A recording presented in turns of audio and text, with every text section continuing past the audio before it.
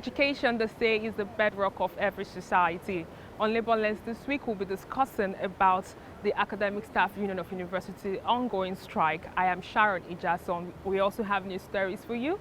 We will be right back.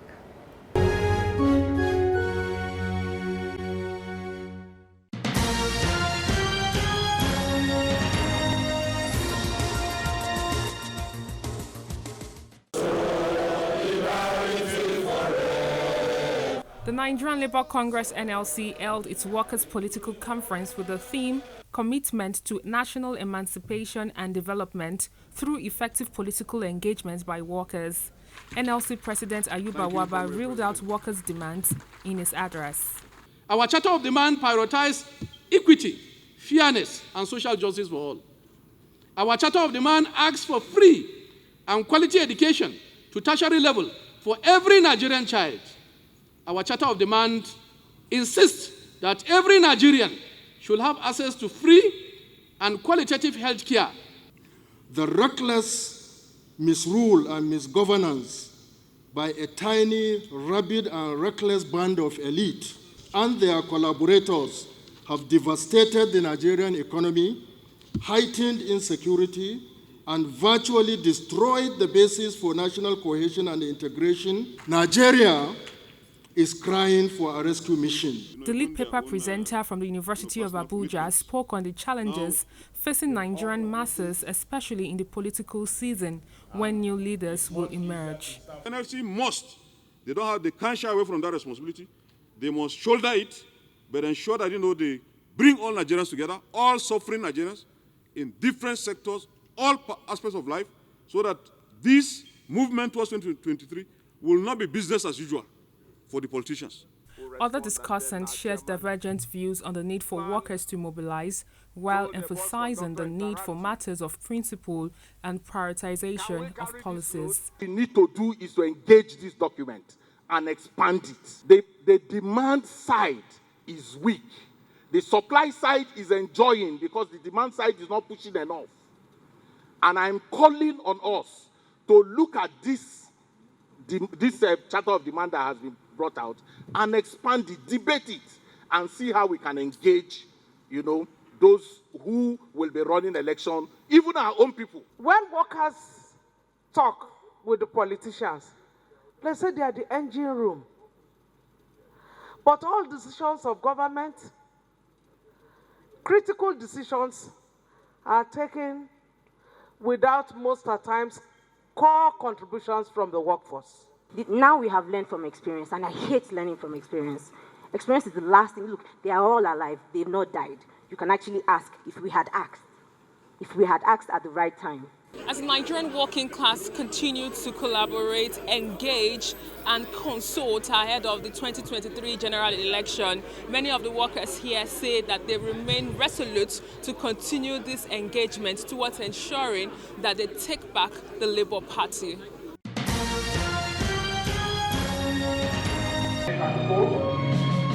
The Institute of Corporate and Public Sector Professionals announced that it has registered a huge number of professionals in various fields as its members since its establishment in 2014. The Institute's president made the disclosure at the IPPIS 2022 membership induction and investiture with the theme Policy Innovation and Public Service from Idea to Impact. She said that the Institute was able to grow sporadically as a result of its commitment to excellent service and value, adding programs and projects offered to its members and the society at large. Effective or successful nation building is determined by the joint efforts of leadership and fostering an environment and a culture that reward ideas and innovation for impact. To this end, we have carefully selected the theme of the third induction to address such burning issues that affect the society administrative system. This with the hope that our inductees and existing members will learn from the delivery of our lectures and systematically apply it to their day-to-day activities, and with the aim to positively impact it in our society. Femi Falana, who delivered the induction lecture, highlighted the greatest problem of ethical leadership confronting Nigeria is a lack of participation among professionals in the country. These problems can be addressed if professionals are well trained.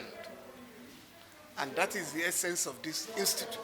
I've also challenged the institute to mobilize our people, professional bodies, to get interested in the politics of our country. And that is very crucial.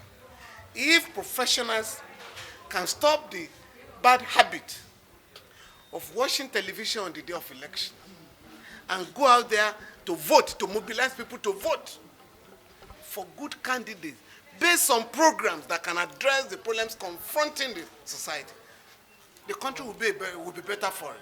I'm using this opportunity to encourage professionals, either you are in the corporate sector or in the private sector or public sector. This is the institute for you to be, because you are not only going to gain knowledge internationally, nationally, you're also going to have a wide experience internationally, because there are so many programs, seminars, conferences that you need to attend. If you have the chance and you are willing, we will increase your level of understanding on the global platform.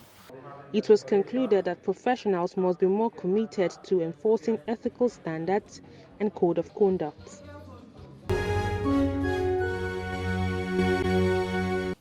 Considering the government have failed to fully implement the memorandum of action signed with the Academic Staff Union of University on 23 December 2013, given that the draft report of the negotiation agreement have been submitted for finalization for more than 9 weeks, more than 9 works now, and noting that the forceful payment of ASUU number salary and emolument with integrated payroll and personnel management information system IPPIS, and non-adoption of the University Transparency and Academic Solution have continued to shortchange our members. We love our students and respect their parents and guardians. We are so much sensitive to the genuine concern about stable academic calendar in public university expressed by patriotic Nigerians and lovers of Nigeria. But the blame should be squarely put at the doorstep of those who ignore our patriotic yearning for developmental-oriented education system. The patience of our members have been taxed beyond tolerable limit. The greatest asset of any nation is its human capital. Any nation that pays lip service to education, as we currently witness in Nigeria, will only grow old and never experience genuine development. We therefore seek the understanding and support of all stakeholders to make the Nigerian government more responsive to issues of human capital development, including health and education. We invite all of our education to join our struggle for a greater Nigeria. Nigerian politicians keep proliferating education institutions without prioritizing education.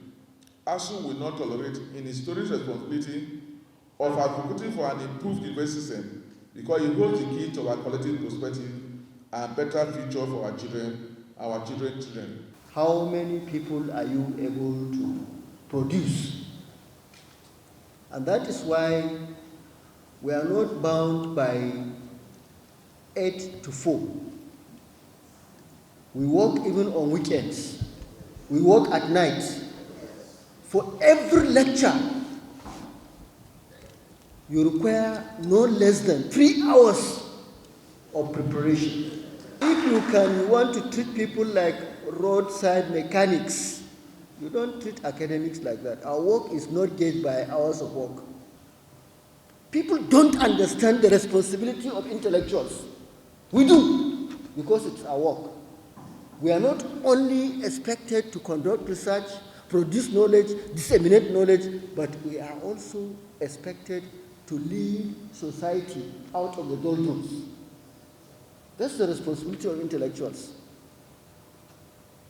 Because we have accepted to carry out this, take this as our responsibility, people are messing up with us.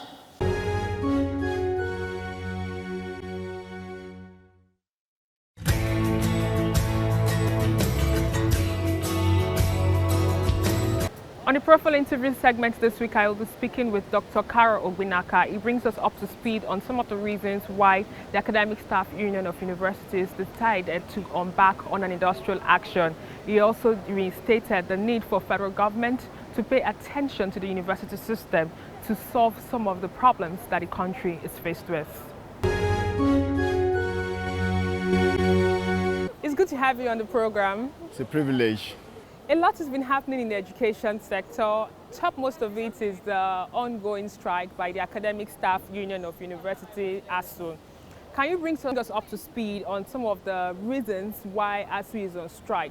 Perhaps we'll start with the issue of welfare. Would you say that the federal government has treated the teaching staff the way it ought to in terms of global best practice? I'll put it this way. For once, I would say the union have almost 99% of support from its membership. For those of us who are members of Congress, I can tell you clearly from my own personal experience that this is one strike that is massively supported by our members. And it is not unconnected with the fact that it has to do with the condition of service of lecturers. Since 2009, the issue of promotion, the issue of increment, minimum wage, and other things have not been addressed. And so, given inflation and other things, most lecturers have been experiencing dwindling income, and condition of service have been quite terrible. How people are surviving is better imagined than explained. And so this is one strike that is well supported. And it is also peculiar in the way that the union has given the government a window of 1 month. So really it is not, so to speak, an indefinite strike. We cannot say it is a comprehensive strike that it used to be. This strike is a strike that depends on government acting. If the government acts properly, the strike may not be up to 1 month. If the government refuses to act, the strike may drag on. And I think that is why it is very peculiar and well supported by our members. Okay, looking at one of the demands that ASUU dished out, it has to do with the payment platform IPPIS. Compared to the recommendation by Congress, which is UTAS, can you bring us up to speed on this payment platform? As a lecturer, what would you say has been your experience on this platform? I would say the government really did not think out the IPPIS platform properly. Initially, as academics, a lot of our members supported IPPIS, and the arguments were very simplistic. Why will you dictate to your boss how he pays you? But within the period, they've discovered that IPPIS is a fraud, and even the government have discovered that too. In the first place, it doesn't accommodate the peculiarities of lecturers. ASUU came out with its own platform that the government ought to commend. Number one, it is indigenous. Number two, it has local content, and it's also accommodated what we call the peculiarities of our job. Having said that, IPPIS itself is foreign. The government have no strict control over IPPIS. And again too, we've discovered that there are some agencies that are benefiting from ASUU. For every payment made, somebody abroad is benefiting. And so you begin to wonder why the government should expose itself, given all the security challenges. Our members massively, almost 100%. Even the registrar of JAMB came out publicly to say IPPIS does not address the university system. The non-academic members who joined IPPIS, they are already regretting. And so I think the most patriotic thing for anybody to do is to really question the IPPIS platform. We have enough what I would call IT jigs that can really comment on this and scrutinize this IPPIS thing. So would you say that you've been short paid during this period? What is the typical Largely short paid. As I speak to you, is it that the money, your salary doesn't come in good time? You see, it's not a question of coming on time. You cannot really know what you are being paid. Tomorrow you may be paid half your salary. The next day you may be paid much more over your salary. And the bursary will write you, some people have just been paid so much that you refund the money. Otherwise, so the thing is fraught with a lot of problems. People on sabbatical, once you're on sabbatical in any federal government agency, be sure that you are not going to be paid throughout your period of sabbatical. The university right now cannot replace lecturers, even when they have resigned, because the IPPIS platform will not accommodate them. If I go on sabbatical in other federal government agencies or university, I will not be paid. It's as if I'm taking 2 jobs. And so, sabbatical is something that is traditional in every university. We have globally, and we have things like associate lecturer, visiting lecturers. For example, if we lack a particular expertise in a particular area, we could go to the neighboring university to get somebody to teach the course, and it is credited here. When universities go on IOU, MOU with other universities, it is to accommodate such things. There was a time University of Lagos students were coming to University of Lagos Engineering to take their lectures. Lagos State University. They used to come to our university when it was a new university to take up lectures in engineering and some courses because they didn't have the expertise. So it is like that globally. And when you now have a system that frustrates that, they're just creating crisis. Not to talk of the new universities that are springing up here and there. Which brings me to the next question about the proliferation of state universities. Those that are already in existence also are not well funded. Talking about funding education, which is one of the most important things to be done in a developing country. What do you think we can do better to ensure that education is maybe up to premium in the country? A university is defined as a college of colleges. It's a college of colleges. For a very long time, the University of Ibadan was a college of the University of London, and it was still awarding degree. LASU can drive all the universities in Lagos State. They will just be colleges to LASU. So this idea of floating universities as if that is our problem. The problem of this country right now, UNICEF is saying over 10 million children are out of school. I expected the federal government to go to that level and begin to see how we can bring our children to schools. University is something that is futuristic. Look at the implication.